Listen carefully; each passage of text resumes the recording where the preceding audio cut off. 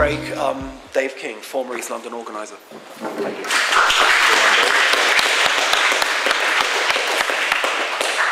Hi there, it's nice to see everybody here this evening.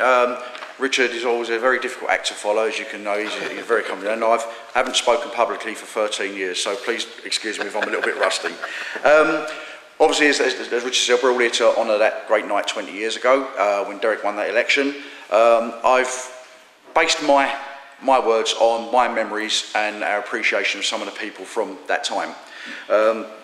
As we know, it was 16th of September 1993 that Derek won the election with 33.9% of the vote, which was a phenomenal figure.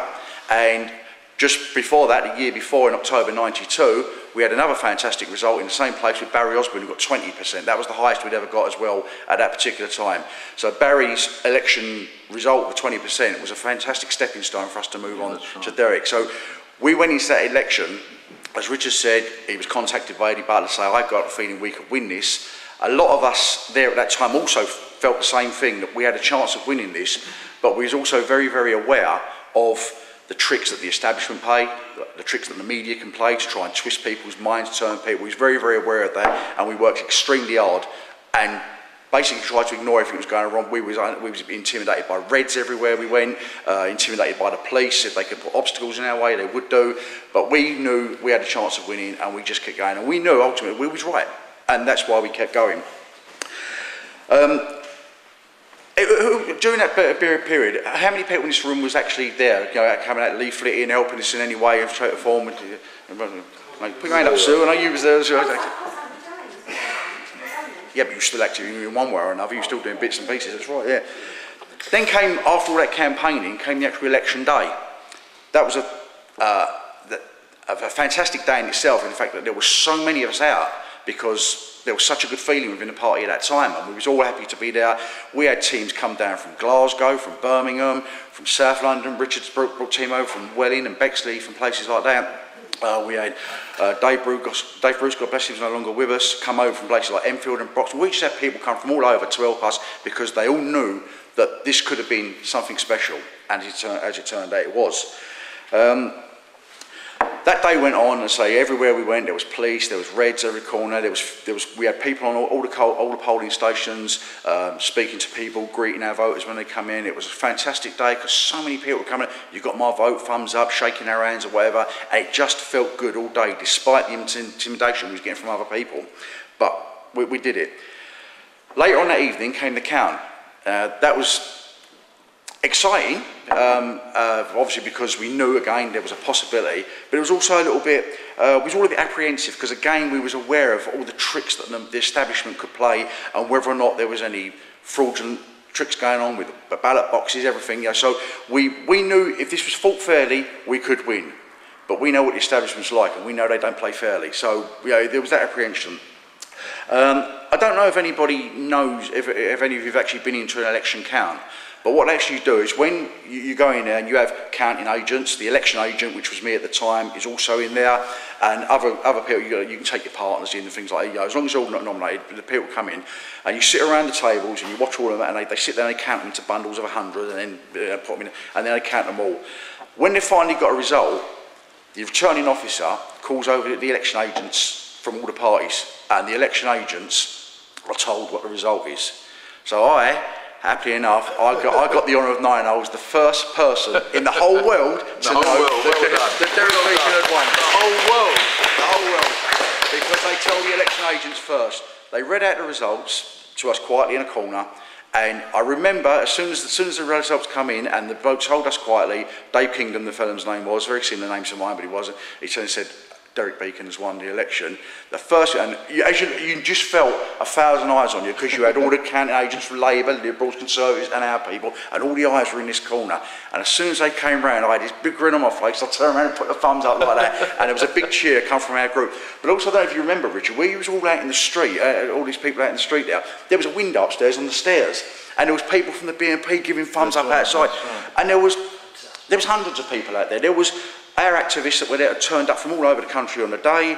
There were the Reds that were out there, there was the media, there was the police, there was the local people that all wanted to know as well. And I can remember there was all cheers and singing on the street. It was just a fantastic, phenomenal night. It was absolutely great. And I, as long as Richard and other people were there, will never forget that night. It was just absolutely fantastic.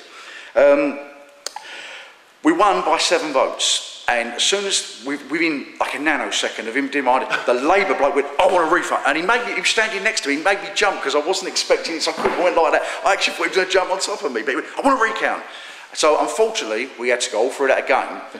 Although that we'd won, all the doubts start creeping again. Are they going to start swapping things around? Are they going to find a few more spoilt votes? Because it was only 7, and in my mind I was thinking, it won't be that difficult for them to lose 7. That's my doubts creeping in now.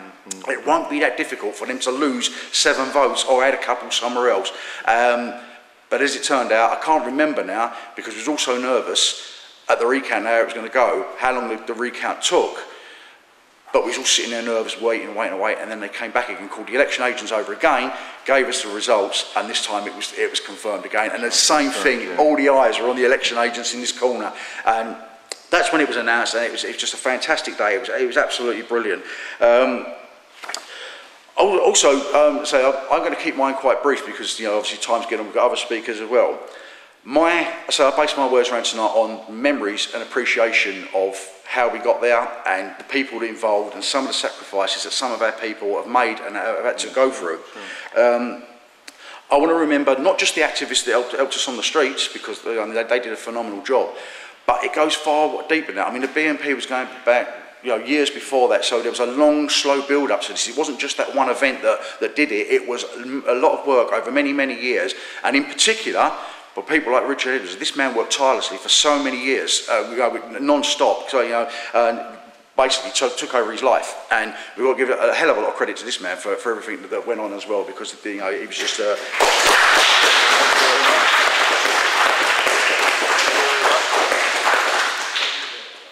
just want to go back, just step back, because I missed a little bit as well. It's funny because the day after, we were all celebrating that night, but the following day was when the realisation set in, and then we all picked up the papers, and we knew we were going to get all the nasty headlines and whatever. And I think it was the Daily Mirror that put a big headline, Sieg Heil and now he's a councillor, or something like. Do you remember that one, Richard? No, I forget all that. Oh, Sieg Heil and now he's a councillor. But so as I say, we got... after that, it all went on, and so we celebrated that, and but the people that I want to remember, is that for the long build-up, it's all the people that went back years before that, and it's not just the activists; it was the people that we forget, the people that was good enough to sign our nomination forms and sign them. And even after Derek's election, after he won it, the council workers had a walkout. Do you remember that? They walked out, they refused to work with him, which was totally illegal because he was democratically elected by the people. They had no right to do it, but they did. They even refused, initially in the early days, to give Derek a room to work from, to meet his constituents. So, God bless her, the lady around the corner in the cafe, and this was her business, she said Derek can hold his surgeries in there. And again, all these people that helped us in so many different ways. And it's not just those. I mean, you've also got what was it? Sorry, I'm waffling again. As I say, and we had all these setbacks from the media afterwards, and the police, the authorities. They put so many obstacles in our way, but we kept going. And the reason we kept going is because we know we're right. We didn't know we was right. We know we're right, and we know we're right today. And unfortunately, things have gone a little bit backward now because obviously we do not have the same leadership within the BNP. The BNP is not the same organisation as it was when we enjoyed our great days all through the 90s and the early 80s or whatever. It's been taken over. But we knew as well that unfortunately our election victory only lasted 8 to 9 months because Derek won a by-election, not an election, so he didn't get a full term. All he had was from September until May, I believe, the following year. That following year was unbelievable because we saw and we was told by other people about buses, coaches of people being brought onto the island to vote. Where these people were coming from, I don't know. We know for a fact that election polling cards were sent out to empty addresses, and we was told that people using them. Checking back on the electoral registers from the previous election, we was checking addresses where there was maybe 2 or 3 people that were allowed to vote. Come 1994, there were 6 or 7 people in the same address, some of the same names, but they'd added names. And we just know that we was fiddled out of that election, totally, 100%. They got away with it. The reason they got away with it was because we was going to challenge it. We tried to challenge it in the High Court, the election, but it was going to cost us a hell of a lot of money. I think if I remember, it was something in the region of about £50,000, which 20 years ago, we as a party didn't have. We were a small party. We was lucky we had £50 at some stages. It was going to cost us in excess of £50,000 to contest that election, and we couldn't do it, so we had, unfortunately, had to let it drop. But we didn't let it deter us. We kept on and we kept going and kept going and kept going. And the reason we kept going is because I said we knew we was right. We still know we're right. And we as a people, as a party, we did it because of our love of Britain, our love of the British people, and our love of the then pre-Griffin British National Party. Okay, very good.